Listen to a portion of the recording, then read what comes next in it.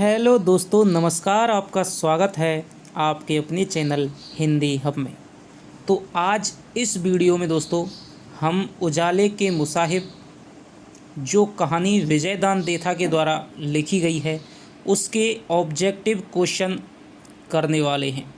इस श्रृंखला में हमने दोस्तों पूस की रात के वस्तुनिष्ठ प्रश्न हैं वो कर लिए थे और आप सभी का काफ़ी अच्छा रेस्पॉन्स रहा था। लेकिन दोस्तों जितने साथी हमारे चैनल के साथ में जुड़े हुए हैं उसके हिसाब से दोस्तों बहुत ही कम लोग हैं जो रेगुलरली हमारी वीडियोज़ है उनको देख रहे हैं और उनका मैं दोस्तों शुक्रिया करना चाहूँगा। ठीक है, कई साथी हमें कोई गलती हो जाती है तो सुझाव भी देते हैं। ठीक है, कमेंटों के माध्यम से जो भी प्रतिक्रिया मैं कहता हूं दोस्तों उसका वो जवाब देते हैं, जिससे ऐसा लगता है कि हाँ भाई हम अकेले मेहनत नहीं कर रहे हैं बल्कि सब की सब मिल कर के मेहनत कर रहे हैं। जब हमें ये लगता है कि भाई हम केवल अकेले मेहनत कर रहे हैं तो हम थोड़े से दोस्तों निराश होते हैं। लेकिन मुझे आशा है कि बहुत सारे साथी हमारे साथ हैं, लेकिन जितना होना चाहिए था दोस्तों उतना नहीं हो पा रहा है। और इस समय दोस्तों मुझे आपके सहयोग की बहुत ज़्यादा थोड़ी सी आवश्यकता है। और ये आवश्यकता क्या है, थोड़ी सी खुशखबरी है आपको मैं जल्द ही किसी वीडियो के माध्यम से 1-2 दिन में दोस्तों मैं आपको देने वाला हूँ। तो मैं आपसे एक बात कहना चाहता हूँ कि जो भी दोस्तों कहानी पढ़ाने में इतनी समस्या नहीं आती है, ठीक है, लेकिन जो मैं आपको प्रश्नोत्तरों की व्याख्या और विश्लेषण वाली वीडियो लाता हूँ उसमें दोस्तों कम से कम 4 घंटे का पहले आपके क्वेश्चन बनाता हूँ, कहानी को 2-3 बार खुद पढ़ता हूँ, समझता हूँ, ठीक है, पढ़ाने के बावजूद भी, और उसके बाद में किस प्रकार से इस पे क्वेश्चन बन सकते हैं सारे क्वेश्चनों को बनाता हूँ, लिखता हूँ, ठीक है, PDF बना करके आपके सामने वीडियो लाता हूँ। तो लगभग 3-4 घंटे का दोस्तों समय इसमें लग जाता है। तो इस प्रकार की वीडियो को आपका जो प्यार है, आपका जो सपोर्ट है वो दोस्तों ज़्यादा मिलना चाहिए। लेकिन क्या होता है कि इस प्रकार की वीडियो को आप महत्व कम देते हैं। आपको लगता है कि कहानी हमने पढ़ ली, अब PDF आ जाएगी तो क्वेश्चन आंसर लिख लेंगे।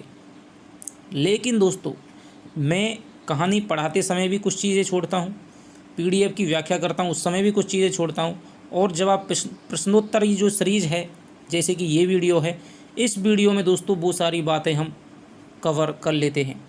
इसलिए प्रत्येक चीज़ यदि मैं आपको डाल रहा हूँ, इतनी मेहनत करके डाल रहा हूँ, तो उसमें दोस्तों कुछ ना कुछ तो होगा। यदि आप इन 3 चरणों को पार कर जाते हैं तो फिर दोस्तों आपसे एक भी क्वेश्चन ऐसा नहीं बनता है कि जो आपको कठिन लगे या फिर आपसे नहीं हो। तो मैंने दोस्तों एक निश्चय किया है, थोड़ा सा आप भी इसमें सहयोग करेंगे और आपको भी शायद ये अच्छा लगेगा। आप बताना कैसा है कि मेरी जो दोस्तों रेगुलरिटी है वो आप देख रहे होंगे कि प्रत्येक दिन सुबह 7 बजे वीडियो अपलोड हो जाती है। यदि किसी कारणवश नेट वगैरह टेक्निकल प्रॉब्लम की वजह से नहीं हो पाता है तो वो बात अलग है, लेकिन मेरी दोस्तों लगातार वीडियो आ रही हैं। जब कभी भी दोस्तों थोड़ा सा भी डिस्टर्ब होता है तो आप तुरंत कह देते हैं कि सर वीडियो नहीं आ रही है क्या। तो मैंने ये निश्चय किया है कि यदि आप प्रत्येक वीडियो को दोस्तों 100 लाइक्स और 100 घंटे का वॉच टाइम यदि आप पूरी कर देंगे तब ही दोस्तों अगली वीडियो आएगी। ठीक है, समझ रहे हैं ना मैं क्या कह रहा हूँ। इसका मतलब ये है दोस्तों कि आपके पास में जो भी वीडियो आ रही है आप उसको दोस्तों पूरा देखें और उसको लाइक कर दें। 100 लाइक्स के दोस्तों बहुत कम हैं, क्योंकि जितने साथी हमारे चैनल से जुड़े हुए हैं उसका 10% भी दोस्तों नहीं है। ठीक है, तो आप ये याद रखें कि प्रत्येक वीडियो ये आ रही है आपके सामने तो आप केवल उसको पूरा देखें। जितना मैं मेहनत कर रहा हूँ तो मैं आशा करता हूँ कि आप भी मेरे साथ उतने ही पैशनेट तरीक़ा से मेहनत करें। और मुझे दोस्तों अपने चैनल पर, अपने इस परिवार में उन ही लोगों की ज़रूरत है जो मेरे साथ कदम से कदम मिलाकर चलने को तैयार हों। ठीक है, मैं दोस्तों आपकी आशाओं पर, आपके विश्वास पर खरा उतरने का पूरा प्रयास करूँगा। ठीक है, तो इसलिए मैं आपसे कह रहा हूँ यदि आपको प्रत्येक वीडियो चाहिए, यदि आप वो क्राइटेरिया आधे दिन में ही पूरा कर लेते हैं तो फिर आपको शाम को वीडियो मिल जाएगी। और यदि आप वो दोस्तों क्राइटेरिया 1 दिन या 2 दिन में पूरा नहीं करते हैं तब ही दोस्तों, जब ही आपका क्राइटेरिया पूरा होगा 1 दिन चाहे 2 दिन, तब दोस्तों आपको अगली वीडियो है वो मिलेगी। इससे थोड़ा सा आप अनुशासन में आएंगे। भाई आप कोचिंग क्यों जाते हैं? कोचिंग आप इसलिए जाते हैं कि वहाँ आप फीस दे रहे हैं, वहाँ आप टाइम टू टाइम जाते हैं, इसलिए आप थोड़े अनुशासन में आते हो। जब तक आदमी अनुशासन में नहीं आता है, इधर उधर भटकता रहता है, एक जगह पर फोकस होकर के नहीं पढ़ता है या कोई काम नहीं करता है, तब तक उसे उस कार्य में सफलता नहीं मिलती है। इसलिए आप एक नियम बना लीजिए। चाहे तो टेलीग्राम से ही हमारे लगभग दोस्तों 150 साथी हैं वो जुड़ने वाले हैं। यदि टेलीग्राम वाले भी हमारी वीडियोज़ को यदि पूरा देख लें तो दोस्तों 100 घंटे एक मामूली सी बात है, ठीक है। जैसे ही 100 घंटे पूरा होंगे वॉच टाइम और दोस्तों 100 लाइक्स हुआ करेंगे, उसके बाद में ही दोस्तों आपको नेक्स्ट वीडियो है वो अपलोड कर दी जाए करेगी। तो ये बात दोस्तों आप समझ लें। तो इसके प्रति आपकी क्या प्रतिक्रिया है वो आप मुझे कमेंट में लिख करके बताएंगे। तो आज दोस्तों हम इस उजाले के मुसाहिब कहानी की जो हमने श्रृंखला चलाई थी उसका ये पहला भाग है, जिसमें 50 क्वेश्चन हैं। और इसके बाद दोस्तों दूसरा भाग आएगा, उसमें भी दोस्तों लगभग 50 या 60 क्वेश्चन जितने बन सकेंगे उतने दोस्तों मैं आपको लेकर के आऊँगा। तो दोस्तों कोई भी इतनी हिम्मत नहीं कर सकता है कि एक कहानी से 100-150 क्वेश्चन बनाने की, लेकिन फिर भी मैं मेहनत करके दोस्तों एक एक इसमें जो शब्द दिख रहा है आपको वो मेरे हाथों से टाइप किया हुआ है और संसाधन भी कम है, लेकिन फिर भी मैं दोस्तों आपके प्यार के भरोसे पे ये मेहनत करता हूँ लगन के साथ। तो आशा करता हूँ कि आप सभी का प्यार है मुझे दुगनी गति से दोस्तों मिलेगा। तो चलिए आज हम ये शुरुआत करते हैं आज इस वीडियो की। तो सबसे पहले जो दोस्तों प्रश्न है, हमने उजाले के मुसाहिब विजयदान देथा की कहानी है पूरे विस्तार के साथ में पढ़ी है, ठीक है। तो इसमें जो पहला क्वेश्चन है दोस्तों, आशा करता हूँ कि आप अच्छी तरह से क्वेश्चन कर दोगे और जितने क्वेश्चन आपके सही होते हैं वो आप कमेंट में लिख करके दोस्तों बताएंगे, जिससे कि मुझे पता चलेगा कि मुझे किस प्रकार के प्रश्नों पर ज़्यादा फोकस करने की ज़रूरत है, किस प्रकार के नहीं बनाने चाहिए, ठीक है। तो प्रत्येक व्यक्ति जो इस वीडियो को देख रहा है, वीडियो देखने के बाद में जितने क्वेश्चन सही होते हैं वो दोस्तों मुझे कमेंट में लिख करके बताएगा। तो चलिए पहला क्वेश्चन है, राजा के दरबार में कितने रत्न थे? 8, 7, 9, 10 बताइए दोस्तों।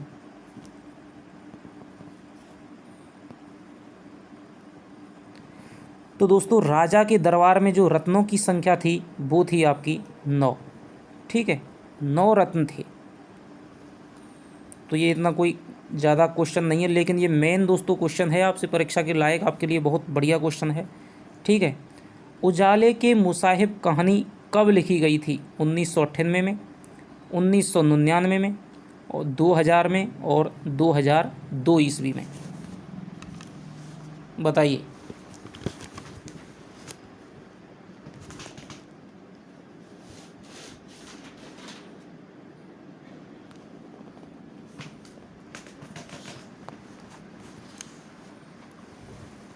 तो ये दोस्तों मैंने आपको जब PDF का जो विश्लेषण करवाया है उसमें दोस्तों मैंने आपको भली भांति बताया है कि जो उजाले के मुसाहिब जो कहानी है वो आपकी 1 मार्च 1998 को लिखी गई थी। रविवार के दिन है वो लिखी गई थी। और ये कहानी जो संग्रह है वो दोस्तों सन 2000 में प्रकाशित हुआ था। तो ये इसका उत्तर हो जाएगा दोस्तों आपके 2000 ईस्वी में।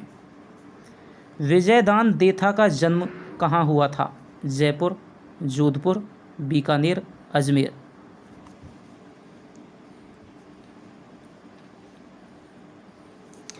तो दोस्तों विजयदान देथा का जन्म है वो खास गांव है बोरुंदा, जोधपुर। तो इनका जन्म है वो राजस्थान के जोधपुर ज़िले में हुआ था। गांव का नाम है दोस्तों बोरुंदा। और बोरुंदा में जीके पढ़ने वाले लोग जानते हैं कि बोरुंदा में दोस्तों एक संस्थान है जो कि राजस्थान में जो लोक कलाओं का ह्रास हो रहा है उनके संरक्षण के लिए बनाई गई है। और उस संस्थान का नाम है रूपायन संस्थान, जिसकी स्थापना है 1960 में कोमल कोठारी ने की थी। और उसके जो सह संस्थापक थे वो थे विजयदान देथा। विजयदान देथा को निम्न में से किस उपनाम से नहीं जाना जाता है? देखिए, जब भी आपको पेपर दें, कोई भी काम करें, तो क्वेश्चन को दोस्तों बहुत ही ध्यान से पढ़ना चाहिए। कई बार ओवर कॉन्फिडेंस के चक्कर में ऐसे क्वेश्चन हमारे गलत हो जाते हैं, जो हम सपने में भी यदि हमसे कोई पूछे तो हम उनका सही उत्तर देंगे, लेकिन हम क्वेश्चन को पूरा नहीं पढ़ते हैं, ठीक है। और यही बात है दोस्तों, हमें सफलता से एक कदम पीछे कर देती है।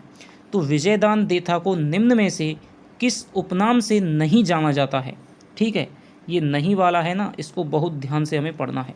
तो विज्जी, राजस्थान का शेक्सपियर, राजस्थानी भाषा का भारतेंदु, जोधपुर का कालिदास।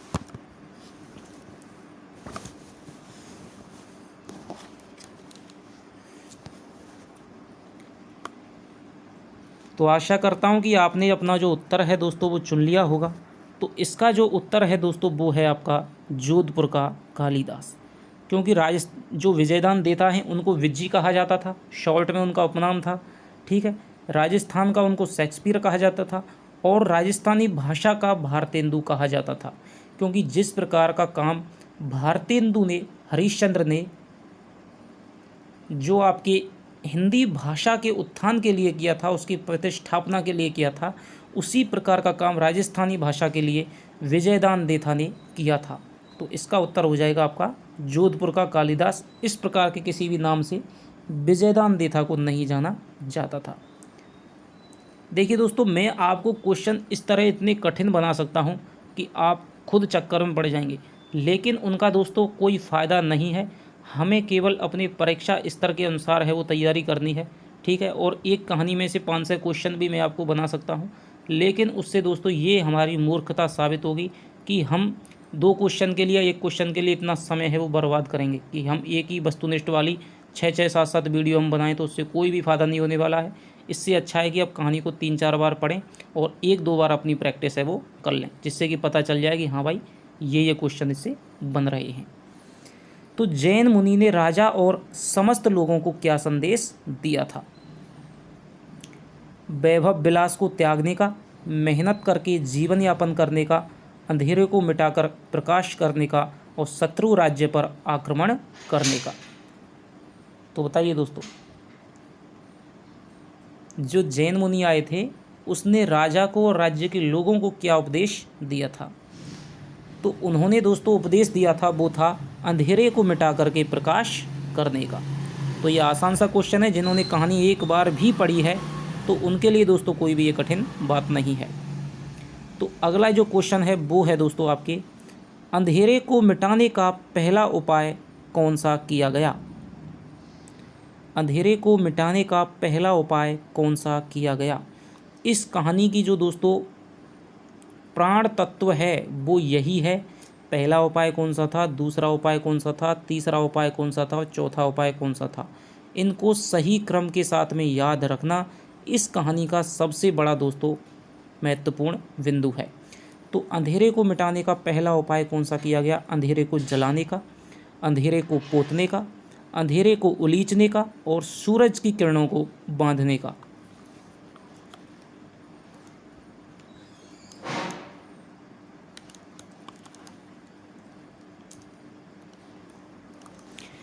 तो दोस्तों इसका उत्तर है, मैं आपको चारों उपाय नहीं बताऊंगा, ठीक है, क्योंकि कई आगे आने वाले ऐसे क्वेश्चन हैं जिसमें मैं आपको थोड़ा सा चकमा देने वाला हूं।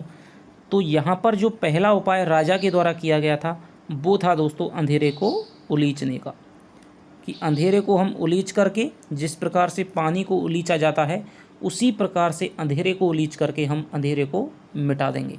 तो ये दोस्तों पहला उपाय किया गया था। अगला दोस्तों प्रश्न है, अंधेरा मिटाने के सभी उपायों का सही क्रम क्या है? तो मेरी दृष्टि में दोस्तों जो सबसे इस कहानी का महत्वपूर्ण प्रश्न है तो वो आपका यही है कि यदि आपने कहानी को पढ़ लिया और आपको ये नहीं पता है कि भाई इस कहानी के उपायों का सही क्रम क्या है, ठीक है, तो फिर आप देख लीजिए, फिर आप कुछ नहीं कर सकते, क्योंकि यहीं से दोस्तों आपका क्वेश्चन बन सकता है, पहला उपाय क्या है, दूसरा उपाय क्या है, तीसरा क्या है, चौथा क्या है, या फिर उनको सही क्रम में जमाइए, ठीक है। इस प्रकार का जो क्वेश्चन है वो एग्जामिनर बना सकता है। तो मैंने यहाँ पर दोस्तों ये बना दिया है पहले ही कि अंधेरा मिटाने के सभी उपायों का सही क्रम क्या है? अंधेरे को जलाना, अंधेरे को पोतना, अंधेरे को उलीचना, और सूरज की किरणों को बांधना।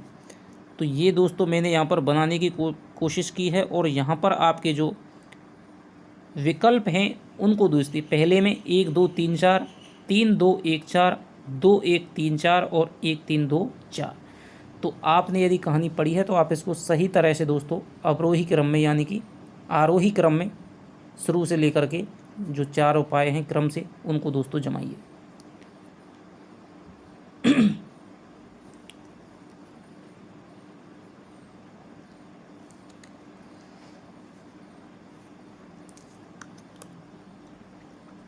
तो चलिए दोस्तों हम इनको जमाने का प्रयास करते हैं। तो सबसे पहले जो हमारा पहला उपाय था दोस्तों वो था आपके अंधेरे को उलीचने का। तो यानी कि हमारा विकल्प है दोस्तों 3। ठीक है, तो तीसरा उपाय कहाँ से शुरू हो रहा है? तो तीसरा उपाय बहुत ही दोस्तों आपके सरल मैंने विकल्प बनाए हैं। ठीक है, तीसरा उपाय है दोस्तों केवल अंधेरे को उलीचने। जो पहला उपाय था वो था अंधेरे को उलीचने का, तो यहाँ पर आ जाएगा पहला 3। और दूसरा उपाय था दोस्तों आपके अंधेरे को पोतने का, तो यहाँ पर आ जाएगा दोस्तों 2 3 2। ठीक है, और फिर था आपके अंधेरे को जलाना और फिर सूरज की किरणों को बांधना। तो इसका जो उत्तर है दोस्तों वो होगा आपके 3 2 1 4। यानी पहले नंबर पे तो ये काम किया गया, दूसरे नंबर पे ये काम किया गया आपका साहब अंधेरे को पोतना, और तीसरे नंबर पे ये काम किया गया ऊपर का, और चौथे नंबर पे ये काम किया गया। तो 3 2 1 और 4, तो ये इसका दोस्तों उत्तर होगा। सबसे पहले तो राजा ने आदेश दिया कि भाई अंधेरे को उलीचा जाए। दूसरे नंबर पे जब वो भी असफल रहा तो राजा ने कहा था कि अंधेरे को फिर पोत दिया जाए। तीसरे नंबर पे कहा कि पोतना भी असफल रहा तो अंधेरे को फिर ऐसा करो जला दो। ठीक है, और चौथे नंबर पे कहा कि भाई सूरज को तुम बांध लो, जब सूरज ही नहीं डूबेगा, सूरज की किरणों को हम बांध लेंगे तो फिर अंधेरा होगा ही नहीं। तो ये जो काम है वो किए गए थे।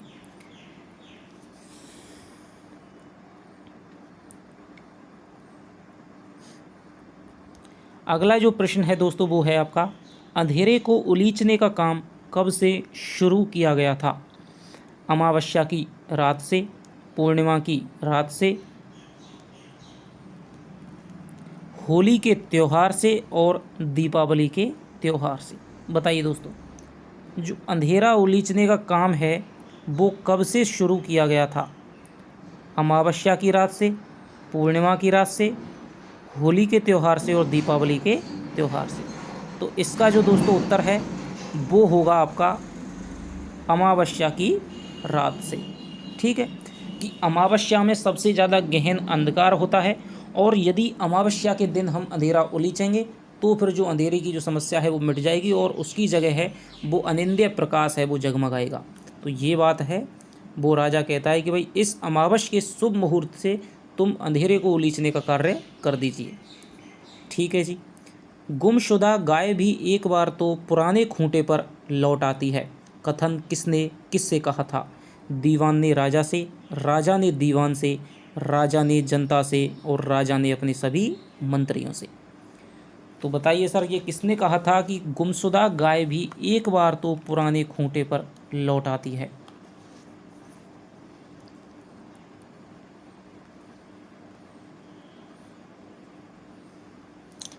तो दोस्तों ये आपका प्रश्न कहा था, आपके ये जो कथन है वो कहा था राजा ने अपने सभी मंत्रियों से। ठीक है, कि जब भाई पहला उपाय किया गया था वो निष्फल रहा था, दूसरा उपाय किया गया था वो भी निष्फल रहा था, और तीसरा उपाय किया था वो भी निष्फल रहा था, तो राजा ने कहा कि भाई अंधेरा है ये दोबारा से लौट आया है। ठीक है, और दोबारा से क्यों लौट आया है कि गुमशुदा यदि कोई गाय खो जाए तो वो भी चल कर के अपने उस पर लौट आती है, तो ये अंधेरा है ऐसे नहीं मिटेगा, इसकी आदत है वो जन्मों जन्मों की है। ठीक है, तो कुछ समय तो इसको लगेगा। तो ये बात राजा है वो अपने मंत्रियों से कहता है।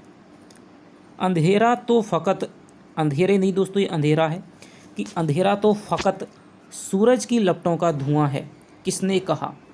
कि अंधेरे को फ़कत सूरज की लपटों का धुआं किसने कहा? दीवान ने, नवरत्न ने, राजा ने और जैन मुनि ने।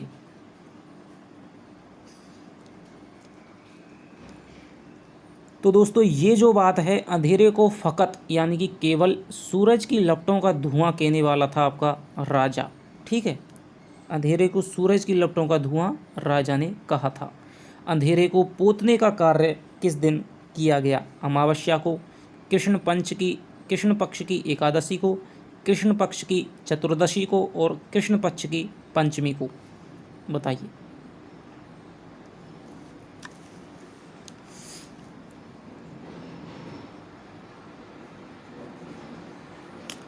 तो अंधेरे को जो पोतने वाला कार्य है दोस्तों, वो दूसरा उपाय था, ठीक है। और हमारे एक क्वेश्चन का ज्ञान है वो हमें दूसरे क्वेश्चन में भी सहायता करता है। हमने जैसा कि ऊपर जाना कि जो अंधेरे को जो उलीचने का कार्य है वो अमावस के दिन किया गया था, तो यहाँ पर जो अमावस वाला विकल्प है वो तो ख़त्म हो जाएगा। अब यहाँ पर 3 विकल्प बनते हैं, ठीक है। और यदि हमें नहीं पता है तो भी हम विकल्पों को देख करके लगा सकते हैं कि भाई तीनों विकल्प हैं, इनमें से कोई ना कोई होने वाला है। तो कृष्ण पक्ष की एकादशी को, कृष्ण पक्ष की चतुर्दशी को और कृष्ण पक्ष की पंचमी को। तो यहाँ पर दोस्तों जो उत्तर होगा वो होगा आपके कृष्ण पक्ष की पंचमी को। तो कृष्ण पक्ष की पंचमी से अंधेरे को पोतने का कार्य है वो शुरू किया गया था। नवरत्नों को 9 सूरजों की संज्ञा किसने दी थी? प्रजा ने, जैन मुनि ने, दीवान ने और आपके राजा ने? बताइए दोस्तों, नवरत्नों को 9 सूरजों की संज्ञा किसने दी थी? प्रजा ने, जैन मुनि ने, दीवान ने और राजा ने? तो नवरत्नों को 9 सूरज की संज्ञा है वो किसने दी थी? तो ये जो संज्ञा है ये दी थी आपके राजा ने। उसने कहा था भाई, जब उसके प्रयास हैं वो लगातार असफल हो रहे थे तो उन्होंने सभी मंत्रियों, नवरत्नों को बुलाया, दरबारियों को, और उसने कहा था कि मुझे तुम्हारी बुद्धि पर बड़ा भरोसा है, तुम ऐसा कौन सा काम है जिसको नहीं कर सकते हो? तुम मेरे 9 रत्न नहीं, तुम मेरे 9 सूरज हो। दिया जलाने से अंधेरा होता है या नहीं, इस बात का सबसे पहले समर्थन किसने किया? दीवान ने, राजा ने, नवरत्न ने और दरबारियों ने?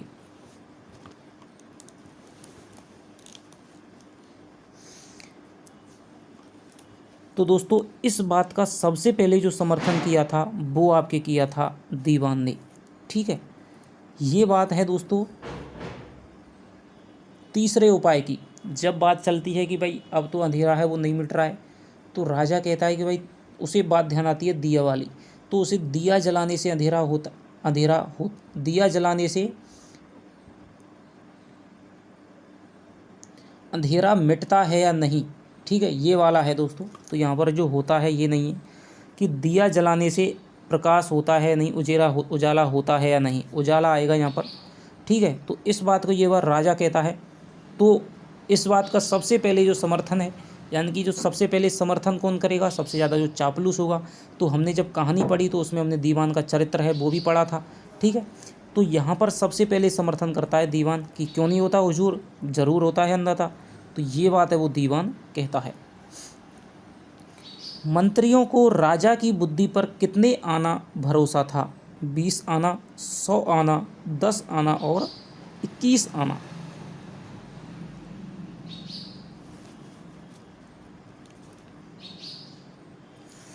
तो दोस्तों मंत्रियों को राजा की बुद्धि पर 21 आना भरोसा होता था। लेखक कहता है कि चाहे उनको अपनी बुद्धि पर कुछ भी भरोसा ना हो, लेकिन सभी को राजा की बुद्धि पर 21 आना भरोसा रहता था कि भाई ये कोई ना कोई उपाय अवश्य खोज लेंगे। 100 घोड़े दौड़ाने की बात राजा ने किसके लिए कही? अंधेरे के लिए, दिमाग के लिए, जैन मुनि के लिए, सूरज के लिए? तो ये दोस्तों अच्छा क्वेश्चन है आपका कि 100 घोड़े दौड़ाने की बात राजा ने किसके लिए कही?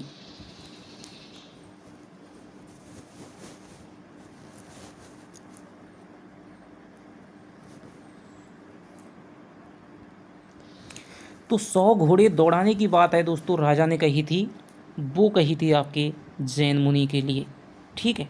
जब पहली बार उपाय किया गया अंधेरे को उलीचने का और जैसे ही सुबह प्रकाश हो गया तो राजा है सभी कहने लगी कि भाई ये प्रकाश तो कुछ चला गया और आज से अंधेरा है वो मिट गया। तो फिर भाई साहब वो कहता है कि जल्दी से 100 घोड़े दौड़ाए जाएं और जैन मुनि जहाँ पर भी हो उनको यहाँ पर आदर सहित लाया जाए और आज उनको भोजन कराया जाएगा। तो ये जैन मुनि के लिए घोड़े दौड़ाने की बात कही। हाथी को बांधने वाली बात कौन से उपाय के परिप्रेक्ष्य में राजा दरबारियों से कहता है? दोबारा सुनिए कि हाथी को बांधने वाली बात कौन से उपाय के परिप्रेक्ष्य में राजा दरबारियों से कहता है? पहला उपाय, दूसरा उपाय, तीसरा उपाय और चौथा उपाय?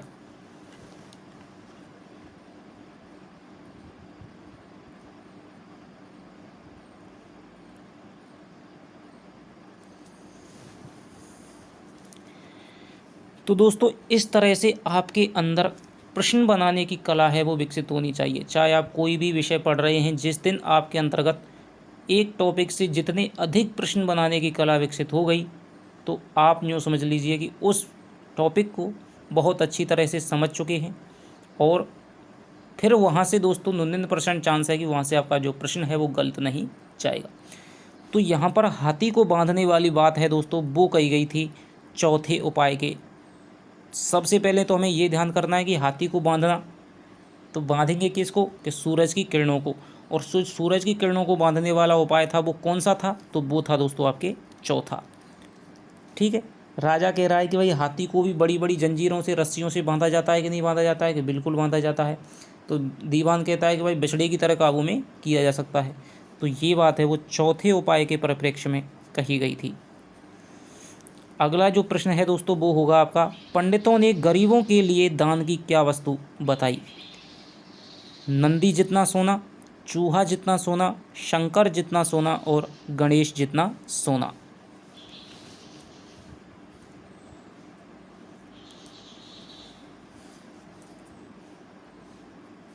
तो जो पंडित और जो ज्योतिषी थे दोस्तों, उन्होंने कहा था कि भाई यदि आपकी गरीबों में ज़्यादा ही आस्था है तो फिर आप गणेश जी का जो चूहा है उसके जितने सोने का दान है, यानी सोने का चूहा बनवा करके गरीबों को दान कर दीजिए। तो यहाँ उत्तर होगा चूहा जितना सोना। मेरा तो पेट फट जाएगा, राजा द्वारा यह बात किस कारण से कही गई। 7 दिन के मौन को सुन करके, नंदी जितना सोना दान को सुन करके, तालाब में गड्ढे खोदने को सुनकर और अपने नक्षत्रों की गड़बड़ी को सुनकर।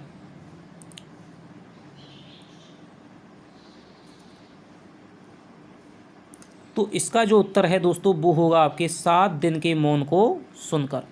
जितने भी क्वेश्चन दोस्तों आपके सही हो रहे हैं या गलत हो रहे हैं उनको आप टिक लगाते जाएं या फिर अपनी उंगलियों पर गिनते जाएं कि भाई मेरे इतने क्वेश्चन गलत हो गए, और कमेंट में लिख कर के दोस्तों बताइएगा कि आपके कितने दोस्तों। ये दोस्तों अभी कोई आप शर्म नहीं करें कि भाई मेरे इतने क्वेश्चन गलत हो रहे हैं या मेरे पूरे सही नहीं हो रहे हैं। ठीक है, आप ये देखें कि मैंने मेहनत कितनी की है, मैंने कितनी क्लासेस ली हैं, मैंने कहानी को पढ़ा है, मैंने PDF की जो व्याख्या वाली है उसको मैंने देखा है। ठीक है, यदि आप वो देख लेते तो आप निश्चित रूप से आप करने की दोस्तों कोशिश करते। तो आप बिल्कुल भी इसमें कोई भी शर्म झिझक महसूस नहीं करें अपने क्वेश्चन सही तरीक़ा से बताने में, क्योंकि आपको तो पता ही है। ठीक है, सबसे महत्वपूर्ण बात रहती है कि हमें क्या पता है। हमें अपने ऊपर दोस्तों जो विश्वास आता है वो हमारे अंदर क्या है, हमारे अंदर क्या नहीं है, इससे ही जो सारी चीज़ें हैं वो तय होती हैं। दूसरे हमारे बारे में क्या सोचेंगे या क्या सोचते हैं, इससे कभी भी दोस्तों हमारे जीवन की जो रूपरेखा है वो कभी भी तय नहीं होती है। ठीक है, तो जैसे ही पंडितों ने टोटका बताया कि आपको नंदी जितने सोने का दान तो पंडितों को करना पड़ेगा, यदि आपकी ज़्यादा ही आस्था है तो चूहे का दान आप गरीबों में कर दीजिए, और आपको 7 दिन का अखंड मौन है वो रखना पड़ेगा। तो इसको सुन कर के राजा ने कहा कि मेरा तो पेट ही फट जाएगा। तो ये बात राजा कहता है। स्वर्ग का प्रत्यक्ष रूप किसको बताया गया है। उजाले को, अंधकार को, ईश्वर को और मुनि की वाणी को।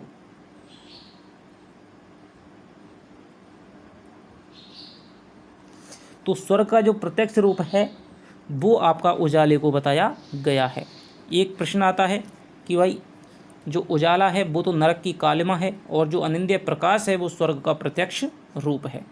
तो ये क्वेश्चन हो गया। अगला जो प्रश्न है दोस्तों, रसोई के धुएं वाली बात के माध्यम से राजा ने कौन सा उपाय सुझाया। पहला, दूसरा, तीसरा, चौथा। तो यहीं पर दोस्तों आपके बार बार क्वेश्चन बनेंगे। ठीक है, तो आपको पता होना चाहिए पहला कौन सा था, दूसरा कौन सा था, और वो उपाय किस बात को लेकर के सुझाया गया था।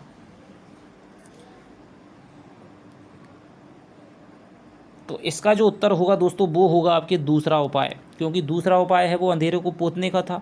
और किसी चीज़ को कब पोता जाता है, या तो वो काली पड़ जाती है, धुंधली पड़ जाती है। ठीक है, तो रसोई के धुएं वाली बात है, इसी तरह से अंधेरा है, उसको फ़कत सूरज की लपटों का धुआं बताया, और यदि हम अंधेरे को पोत देंगे तो फिर वो प्रकाश में तब्दील हो जाएगा। तो यहाँ पर दूसरा उपाय बताया। परवीति में परमानंद कथन किसने किससे कहा। चकवा ने चकवी से, चकवी ने चकवा से, राजा ने दीवान से और मुनि ने राजा से।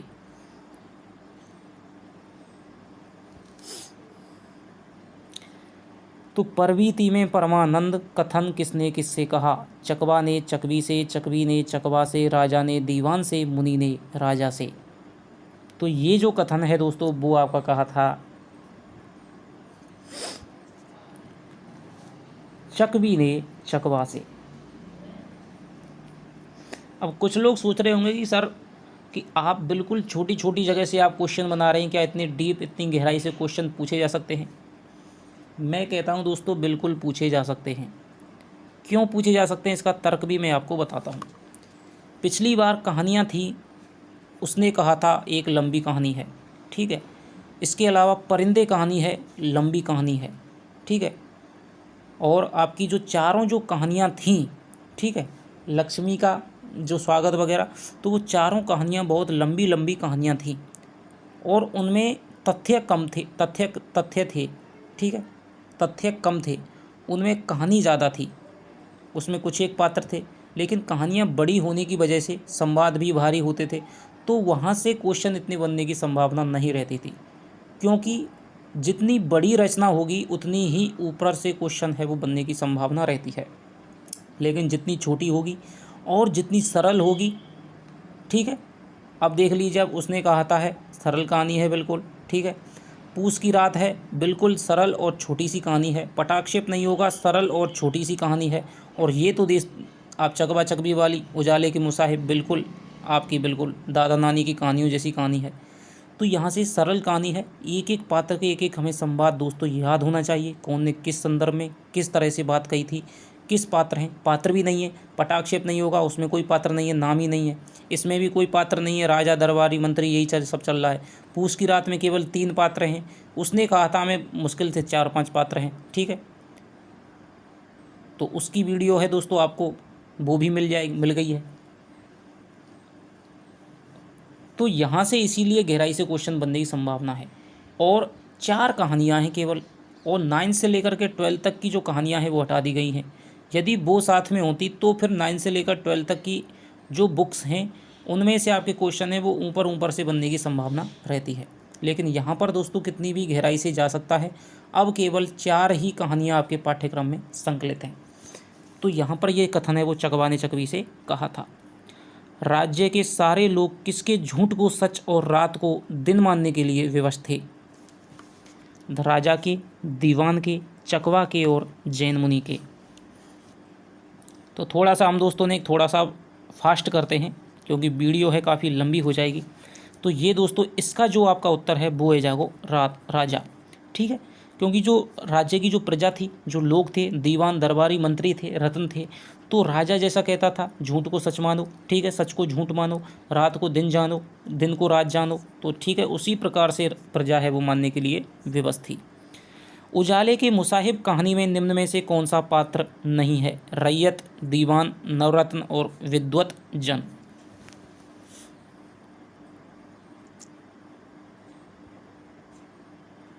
तो इसका जो उत्तर होगा दोस्तों वो होगा आपके विद्वत जन। ये थोड़ी सी आपकी समझ पे आधारित है कि जो उजाले के मुसाहिब है उसमें जो पात्र आए हैं वो सारे सारे मूर्ख हैं, चापलूसी करने वाले हैं, अज्ञानता के प्रतीक हैं। लेकिन यहाँ पर विद्वानों वाला कोई पात्र नहीं है, ठीक है। एक पात्र है मुनि, ठीक है, यदि यहाँ पर मुनि लिखा हुआ होता तो ठीक है वो पात्र है, लेकिन यहाँ पर नवरत्न पात्र है, ठीक है, दीवान यहाँ पर पात्र है, रैयत है दोस्तों यहाँ पर ये प्रजा है, ये भी सारे पात्र है। तो यहाँ विद्वत जन है, वो इससे कोई संबंध नहीं है। खाली जगह की बुद्धि लीक तोड़कर बहती थी और खाली जगह की अक्ल हरदम झलकती रहती थी। कथन किसके बारे में कहा गया है? राजा और दीवान, राजा और मंत्री, दीवान और नवरत्न, राजा और नवरत्न।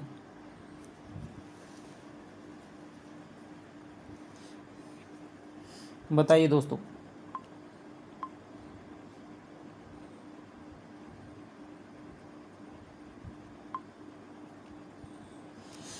दोबारा सुनिए। खाली जगह की बुद्धि लीक तोड़कर बहती थी और खाली जगह की अक्ल हरदम झलकती रहती थी। कथन किसके बारे में कहा गया है? राजा और दीवान, राजा और मंत्री, दीवान और नवरत्न, राजा और नवरत्न।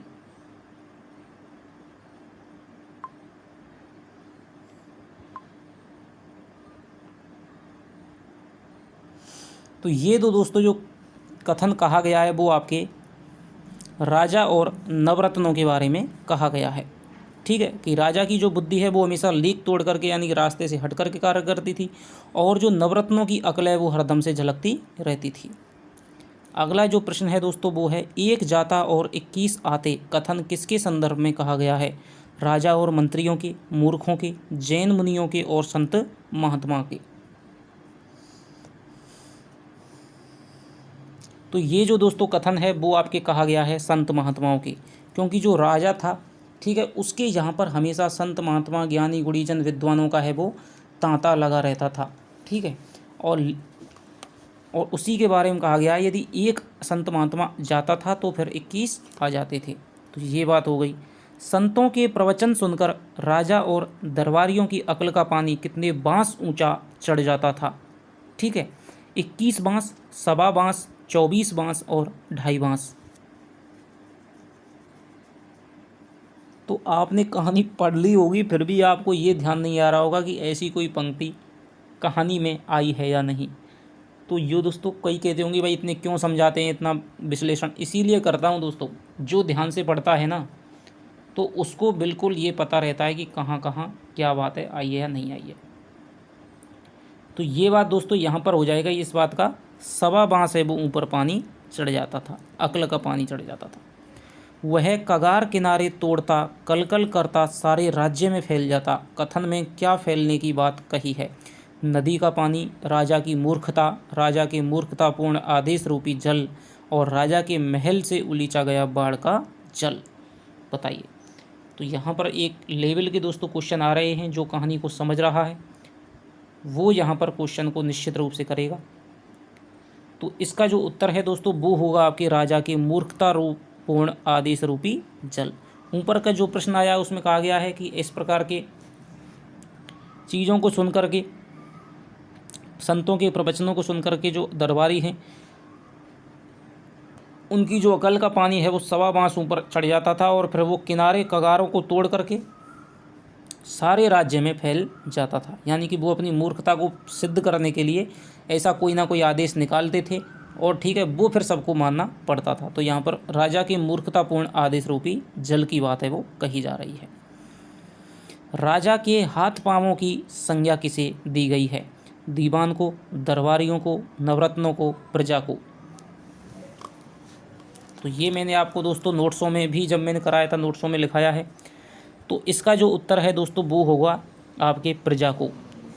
ठीक है, कहा गया है कि जो निरीह प्रजा है वो तो राजा के हाथ पांव है, जैसा वो सोचता है वैसा ही वो काम करने के लिए विवश होती है। वह ज्यों सोचे त्यों डोले, ना कोई बूझे ना कोई बोले। कथन का भावार्थ क्या है? ज़्यादा सोचने पर दिमाग डोलने लगता है। राजा जैसा सोचता है वैसे ही प्रजा सोचती है। राजा की सोच के आगे मंत्री भी नहीं बोलते हैं, और सभी राजा की सोच के अनुसार कार्य करने और सभी बातों को मानने के लिए विवश हैं। बताइए।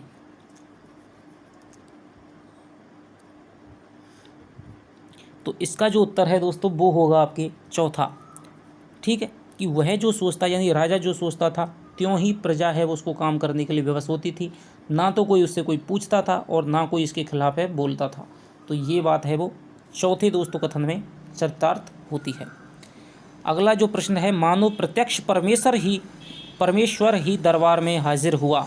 कथन किसके बारे में कहा गया है? राजा के, जैन मुनि के, उजाले के, अंधेरे के। तो बताइए दोस्तों किसके बारे में ये कथन है कहा गया है? तो जो प्रत्यक्ष परमेश्वर बताया गया है वो दोस्तों जैन मुनि के बारे में ये कथन कहा गया है। जैसे ही जैन मुनि तीर्थंकर आता है तो उसको देख करके ऐसा लगता है कि मानो प्रत्यक्ष परमेश्वर ही अवतरित हो गया है। अगला जो प्रश्न है, राजा और रैयत का अहोभाग्य क्या था? जैन मुनि का आना, राजा द्वारा अंधेरे को मिटाना, दीवान द्वारा राजा को उजाले की खबर देना, और जैन मुनि का अंधेरे को मिटाने का उपदेश देना। तो इसमें कई साथी हमारे कंफ्यूज होंगे ज़रूर। तो इसका जो दोस्तों उत्तर होगा वो होगा आपका जैन मुनि का आना। ठीक है, क्योंकि शुरुआत में बात आ रही कि जैसे ही ऐसा लग रहा था कि परमेश्वर का अवतार हुआ है, ठीक है, यह राजा और समस्त प्रजा का अहोभाग्य था कि इस प्रकार के जो जैन तीर्थंकर हैं वो राज्य में पधारे थे। अगला जो दोस्तों उत्तर है, प्रश्न है वो होगा, उजाले की मुसाहिब कहानी में साधु संतों का गुरु और ज्ञानियों का सिरमौर किसे कहा गया है? राजा को, दीवान को, बुद्ध पुरुषों को और जैन तीर्थंकर को। देखिए कुछ एक टाइप में मिस्टेक हो जाती है दोस्तों, तो ये एक मानवीय भूल है, तो इसको आप इग्नोर करने का, ठीक है, कोशिश करेंगे। वैसे मैं बोलता हूँ, आप उस पर ध्यान रखिए। और हमारी जो पिछली जो PDF है दोस्तों, पटाक्षेप नहीं होगा वाली, उसमें भी एक जगह मैंने राम सिंह पराजित हुआ ये लिखा दिया, लेकिन मैं बोल रहा हूँ कि राम सिंह विजयी हुआ, ठीक है। तो वहाँ पर आप पराजित को आप विजयी कर लेंगे, क्योंकि राम सिंह है वो एक भी बार पराजित नहीं हुआ था, 3 बार वो प्रधान बना था, ठीक है। तो यहाँ पर इसका जो उत्तर होगा वो होगा दोस्तों जैन तीर्थंकर को, ठीक है। जैन तीर्थंकर को संतों का गुरु और ज्ञानियों का सिरमौर है वो कहानी में बताया गया है। हवा और उजाले के सांचे में ढली पवित्र काया किसके लिए प्रयुक्त हुआ है? राजा, उजाले की उपमा, जैन मुनि, दीवान। तो ये सब दोस्तों आपके उजाले की उपमा है, ये दोस्तों नहीं, इसका जो उत्तर है वो होगा जैन मुनि। तो ये सब जैन मुनि के लिए ही प्रयुक्त हुआ है। अगला जो प्रश्न है, कुदरत का सांप्रत सृजनहार मानो आज ही अवतीर्ण हुआ है, कथन किसके संदर्भ में कहा गया है?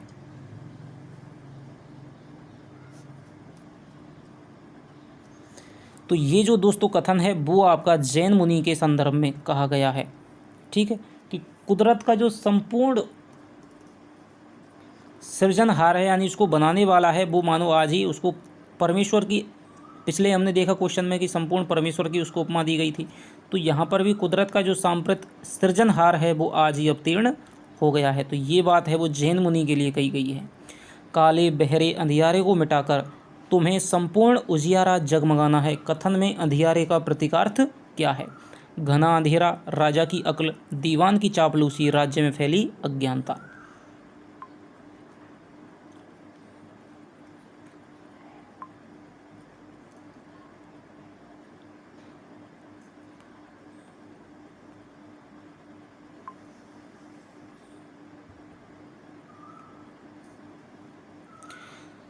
तो यहाँ पर दोस्तों जो अंधियारे का जो प्रतीकार्थ है वो है आपका राज्य में फैली अज्ञानता।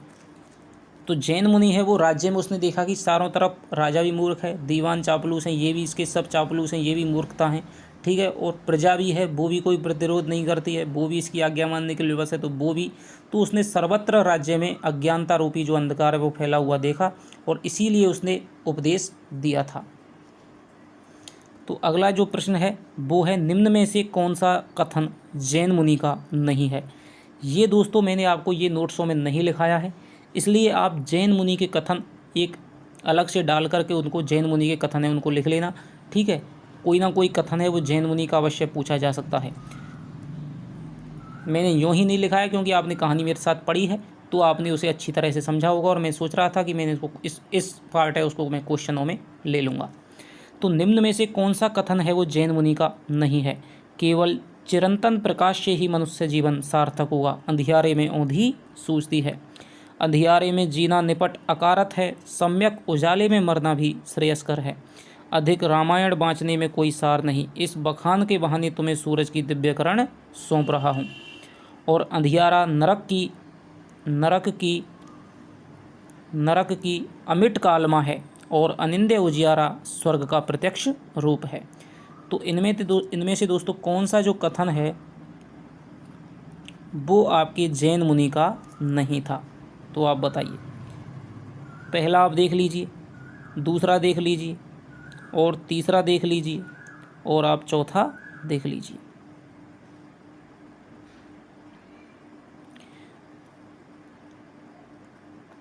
तो आशा करता हूँ कि आपने जो अपना उत्तर है वो चुन लिया होगा। तो इसमें जो दोस्तों इसका जैन मुनि का जो कथन नहीं है कि केवल चिरंतन प्रकाश से ही मनुष्य जीवन सार्थक होगा, अंधियारे में औंधी सूझती है, बिल्कुल है साहब, ये कथन जैन मुनि ने कहा था, ठीक है।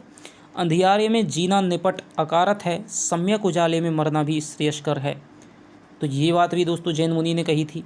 अधिक रामायण वाँचने में कोई सार नहीं, इस बखान के बहाने तुम्हें सूरज की दिव्यकरण सौंप रहा हूँ, तो ये बात भी जैन मुनि ने कही थी। लेकिन इसमें जो बात है, एक शब्द आया है रामायण, तो यहाँ पर जैन मुनि ने प्रयुक्त किया था दोस्तों, अधिक भागवत वांचने में कोई सार नहीं है। तो ये बात है, इसका आप यहाँ पर स्क्रीनशॉट ले लें, ठीक है। और इन चारों कथनों को आप अपनी कॉपी में लिख लीजिए। इस बखान के माने तो फिर यहाँ पर ये कथन है वो सही हो जाएगा। तो यहाँ पर जो इस प्रश्न का जो सही उत्तर है वो दोस्तों ये है, ठीक है। और अंधियारा नरक की अमिट कालमा है और अनिंद्य उजियारा स्वर्ग का प्रत्यक्ष रूप, तो ये कथन भी जैन मुनि का है। मैंने क्वेश्चन यूँ बनाया था दोस्तों कि आपको चारों की चारों जो कथन है, अंधियारा और प्रकाश की जब बात आए तो दोस्तों आप सिर्फ समझ जाना कि उजाले के मुसाहिब में जैन मुनि है वो ये कथन कह रहा है। मुनि ने राजा का प्रसाद ग्रहण क्यों नहीं किया? क्योंकि राजा ने महात्मा का अनादर किया था। राजा के महल में भोजन करना मुनि को अपनी प्रतिष्ठा के प्रतिकूल जान पड़ा। मुनि का पेट भरा हुआ था। सर्वत्र राज्य में अज्ञानता रूपी अंधकार व्याप्त था। तो बताइए सर कि राजा का प्रसाद मुनि ने क्यों नहीं ग्रहण किया था?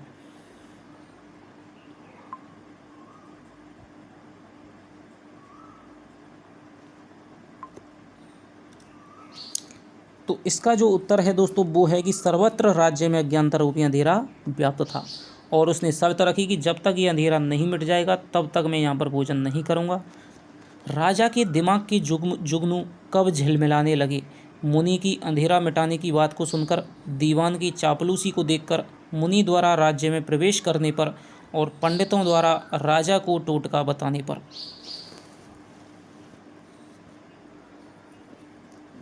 तो यहाँ पर दोस्तों ये बहुत ही गहराई से पूछे गए क्वेश्चन हैं, ठीक है।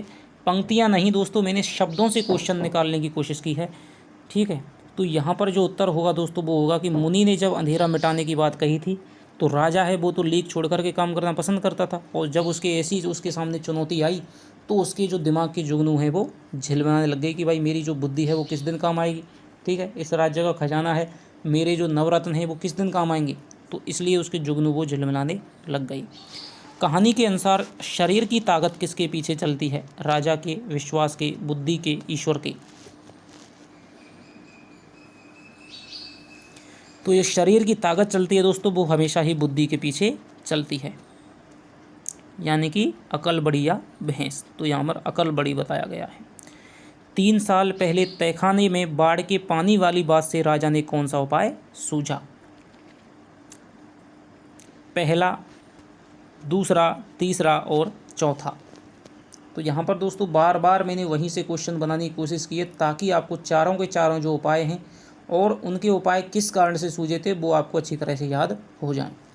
तो यहाँ पर दोस्तों जो आपका उत्तर होगा वो होगा आपके पहला उपाय, कि उसने राजा ने सोचा कि भाई 3 साल पहले बाढ़ आई थी और महल का तहखाना है वो पानी से भर गया था, तो हमने उसे कैसे खाली किया था? पानी को उलीच दिया था, और फिर वो पानी आया था कि नहीं आया था? कि नहीं आया था। तो इसी प्रकार से यदि हम अंधेरे को उलीच देंगे तो फिर अंधेरा है वो दोबारा से नहीं आएगा। तो ये बात कहता है। अगला जो प्रश्न है, मैं याद रखने वाली बात कभी भूलता नहीं, कथन किसने किससे कहा? राजा ने दीवान से, राजा ने अपने सभी मंत्रियों से, राजा ने प्रजा से, राजा ने पंडितों से। तो ये जो दोस्तों कथन है वो अपना राजा है अपने सभी मंत्रियों से कहता है, क्योंकि थोड़ा सा इसमें घमंड की झांकी और थोड़ी सी विद्वता की झांकी है। राजा कहता है कि भाई सोचने का मेरा जिम्मा है, बुद्धि का काम मेरा और करने का काम तुम्हारा।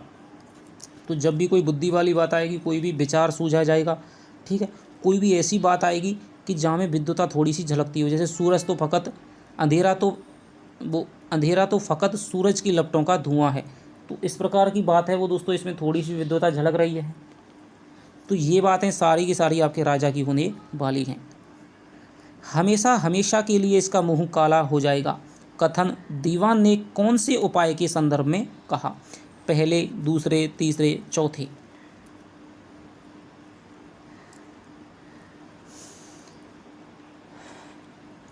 तो दोस्तों इस क्वेश्चन को मैं कुछ अलग तरह से बनाना चाहता था कि हमेशा हमेशा इसके लिए मुंह काला हो जाएगा, कथन किसने कहा। लेकिन फिर ये दोस्तों एक थोड़ा सा सरल क्वेश्चन हो जाता, ठीक है, थोड़ा सा ही होता, ज़्यादा नहीं होता। लेकिन फिर मैंने इसको और कठिन करने की सोची कि ये जो कथन है, ये जो दीवान का कथन है, तो यहाँ पर याद रखना कि ये कथन दीवान का है, और दीवान ने ये कथन है वो कौन से उपाय के संदर्भ में कहा था? तो ये दोस्तों आपके पहले उपाय के संदर्भ में कहा था कि भाई राजा ने कहा कि अंधेरा फिर लौट करके आएगा। अरे बिल्कुल नहीं आएगा, इसका मुँह है वो हमेशा हमेशा के लिए काला हो जाएगा। तो ये बात दीवान कहता है। क्या मजाल एक भी बूंद वापस आई हो, कथन किसने किससे कहा? नवरत्न ने, राजा ने, दीवान ने और दरबारी ने। तो ये जो कथन है दोस्तों वो दीवान ने कहा था। ये गूढ़ बातें बेहद झीनी हैं, तुम इनका मर्म नहीं समझोगे, कथन किसने किससे कहा? राजा ने दीवान से, राजा ने रत्न से और दीवान ने रत्न से और रत्न ने रतन से।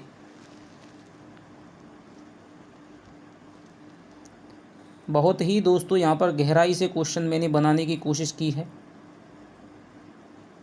ठीक है। और हर कहानी के ही दोस्तों मैंने गहराई से प्रश्न बनाने की कोशिश की। आप देख रहे होंगे आपको भी एक चुनौती मिल रही होगी दोस्तों, तो आप मुझे चुनौती दीजिए, ठीक है। तो यहाँ पर इसका जो उत्तर है दोस्तों वो हो जाएगा राजा ने रतन से। जब अंधेरे को उलीचने की बात कहते हैं कि ठीक है बिल्कुल नहीं आएगा, तो एक जो रत्न है वो थोड़ी सी अपनी विद्युता लगाता है कि भाई हमने पानी को तो चलो बाहर निकाल करके फेंक दिया, वो तो बाहर था, ठीक है, डट गया, लेकिन इस अंधेरे को कहाँ पर निकाल करके फेंकेंगे? तो दूसरा रतन कहता है कि भाई तुम्हें बिल्कुल भी बेवकूफ़ हो, तुम्हें पता नहीं अंधेरा है वो कहीं ना कहीं से आता तो होगा, तो इसे वहीं ले जा करके इसे फेंकेंगे, ठीक है।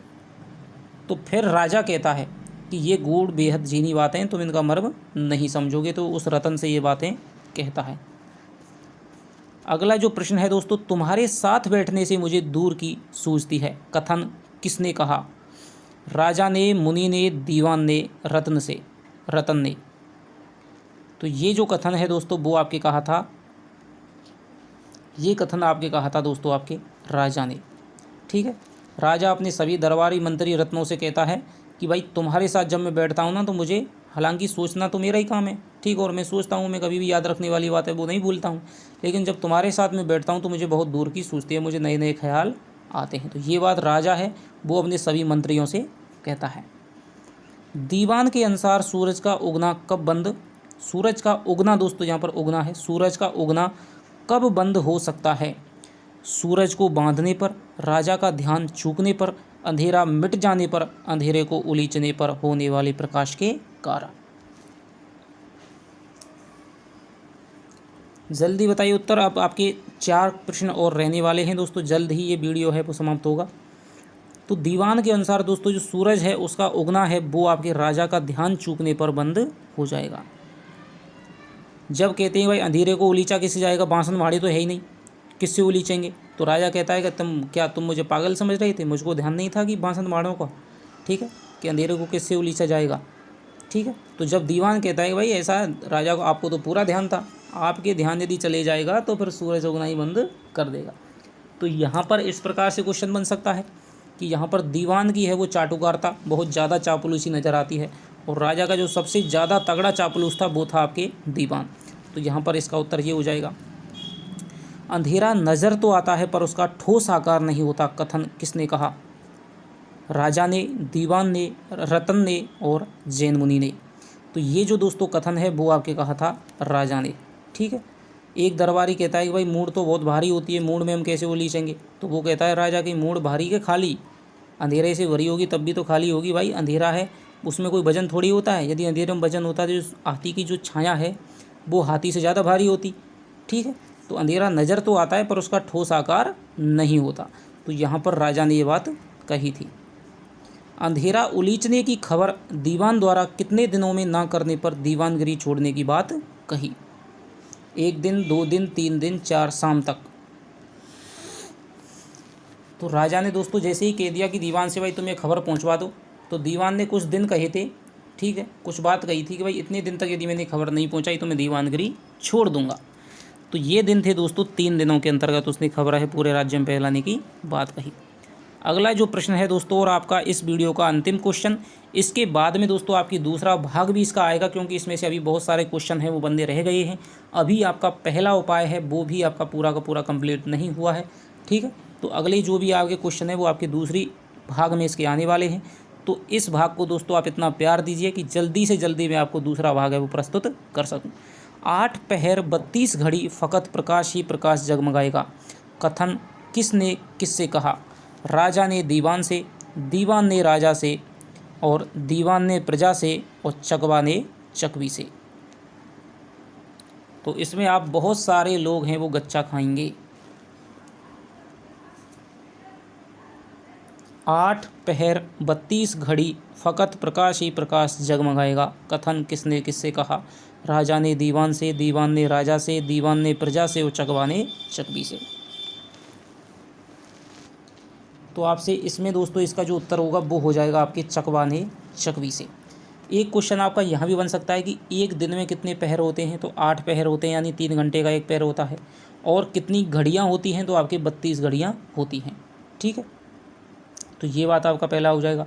8 पहर 32 घड़ी फ़कत प्रकाश ही प्रकाश जगमगाएगा, तो ये कथन वो चकवा कहता है, चकवी थे। तो सब जब अंधेरे को मतलब उलीचने में लग गए थे, तब वो चकवा है उसे हंसी आ जाती है, तो वो चकवी से बात कहता है कि उस राज्य की क्या सीमा जिसको मतलब अंधेरे को उलीचने का काम है वहाँ किया जा रहा है। अब तो वहाँ पर 8 पहर और 32 घड़ी फ़कत प्रकाश ही प्रकाश जगमगाएगा, इस आशा से अंधेरे को उलीचने का काम है वो चोर कर रहे थे, सब लोग हैं वो कर रहे थे। तो ये बात आपका चकवा ने चकवी से कही थी। अगला और दोस्तों लास्ट क्वेश्चन है इसका, ये है 50वां प्रश्न। अंधेरा मिटने से किसे हानि पहुंचने की आशंका थी? प्रजा को, पंडितों को, चोरों को, राजा और दीवान को। तो अंधेरा के मिटने से किसको हानि पहुंचने की आशंका थी? प्रजा को तो दोस्तों होगी नहीं, ठीक है, प्रजा तो राजा का आदेश मानने के लिए व्यवस्थित थी। पंडितों को भी नहीं होगी, राजा और दीवान तो खुद ही अंधेरे को मिटाना चाहते थे। जो चोर हैं दोस्तों, उनकी जो चोरी है वो रात में होती है, यदि अंधेरा मिट जाएगा तो फिर वो चोरी कैसे करेंगे? तो यहाँ पर एक थोड़ा सा, यदि आपने कहानी नहीं भी पढ़ी है तो भी आप इसको आराम से अपनी समझ के अनुसार है वो कर सकते हैं। तो यहाँ पर चोरों दोस्तों इसका उत्तर हो जाएगा। तो इस प्रकार दोस्तों आपने देखा कि हमने इस भाग में उजाले की मुसाहिब कहानी के 50 प्रश्नों पर दोस्तों बहुत विस्तार से चर्चा की, और किस किस संदर्भ में किसने किससे क्या कथन कहा है, पूरे तथ्यात्मक दोस्तों समझ पे आधारित सब प्रकार के दोस्तों क्वेश्चन मैंने बनाए हैं। आपको ये हमारी श्रृंखला का दोस्तों जो दूसरी वीडियो है वो कैसी लगी, कृपया कमेंट में लिख करके बताइएगा, और आपके कितने क्वेश्चन इसमें सही हुए हैं वो आप दोस्तों अपने दिल पे हाथ रख के सच सच बताइएगा, क्योंकि ना तो कोई आपको जानता है, ठीक है, कुछ नहीं दोस्तों। यदि आप थोड़ा सा लिखेंगे, प्रकाश में लाएंगे, तो जो आपके अंदर का जो अंधेरा है, निराशा का, अविश्वास का, वो भी दोस्तों ख़त्म होगा। तो आशा करता हूँ कि आपको ये वीडियो है वो पसंद आई होगी। और जैसा कि दोस्तों मैंने कहा कि इस वीडियो पे यदि 100 लाइक हो जाते हैं और आपके 100 घंटे का वॉच टाइम हो जाता है, तो दोस्तों मैं अगली वीडियो है तुरंत ही अपलोड कर दूँगा। तो चलिए आपसे मिलता हूँ अब नेक्स्ट वीडियो में, देखता हूँ कि आप कितने समय में इसका जो मैंने जो शर्त रखी है उस शर्त को पूरा करते हैं। तो मैं भी दोस्तों जैन मुनि की तरह आपके सामने, आप राजाओं के सामने, मंत्रियों के सामने मैं एक शर्त रखता हूं कि जब तक आप इस वीडियो को थोड़ा सा अपना प्यार और विश्वास नहीं प्रदान करते हैं, तब तक दोस्तों मैं आपके राज्य में भोजन नहीं करूंगा। तो चलिए आपसे मिलता हूं नेक्स्ट वीडियो में, तब तक के लिए दोस्तों बाय बाय, जय हिंद, जय भारत।